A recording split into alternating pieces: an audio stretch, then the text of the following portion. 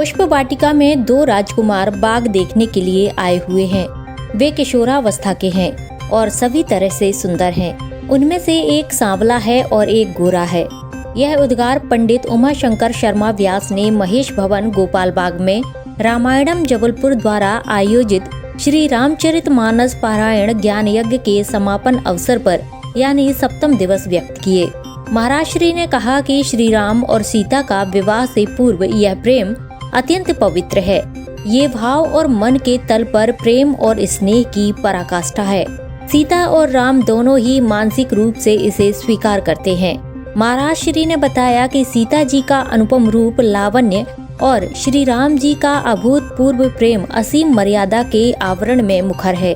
सीता जी का सौंदर्य मानो स्वयं सौंदर्य की दीप शिखा बनकर सौंदर्य भवन को प्रकाशित कर रहा है।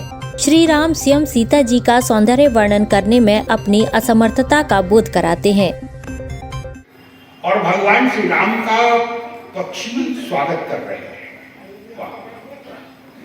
श्री किशोरी जी के प्रति जो है भाई श्री लक्ष्मण जी महाराज ने जो है भगवान श्री राम के एक श्रृंगार किया और श्रृंगार कैसे किया तो परसों जो चर्चा चल रही थी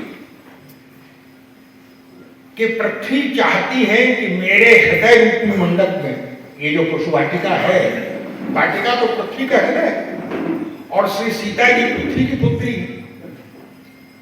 तो पुत्री के हृदय में पृथ्वी के हृदय में भावना है कि जनक चाहे जब करेंगे मेरी पुत्री का विवाह, लेकिन अपनी पुत्री का विवाह मैं भी तो अपने हृदय मंडप में कर दूं। परसों कहा गया था कि पृथ्वी से कहा, जनक ने तो कहा है कि अगर धनुष तोड़ देंगे तब विवाह करो। पृथ्वी ने कहा कि कितनी कठिन प्रतिज्ञा की है जनक ने, हाँ लेकिन अगर कुछ तोड़ने पर ही विवाह करना है तो मैं भी प्रतिज्ञा कर रही हूँ कि अगर ये पुष्प तोड़ देंगे तो इतने से ही विवाह कर दूंगी।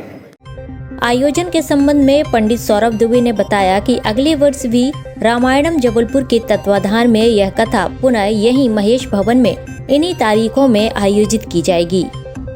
हरि अनंत हरि कथा अनंता रामचरितमानस का ये अद्भुत प्रसंग जिसके माध्यम से रामायणम जबलपुर जो है निरंतर 22 वर्षों से इस विषय पर चर्चा तो चल रही है।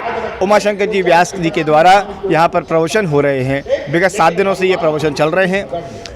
इस वर्ष विशेषता यह रही कि महाराज श्री का 100वां वर्षोत्सव होने के कारण इसमें और भी ज़्यादा श्रोताओं का अपने पुण्य लाभ के लिए उन्होंने लाभ उठाया है। निरंतर ये कथा विगत 7 दिनों चल रही थी, समापन इसका किया जा रहा है और अगले वर्ष भी जो है रामायणम जबलपुर के तत्वावधान में ये कथा पुनः यहाँ पर महेश भवन में इन्हीं तारीखों में की जाएगी। SK news live Jabalpur.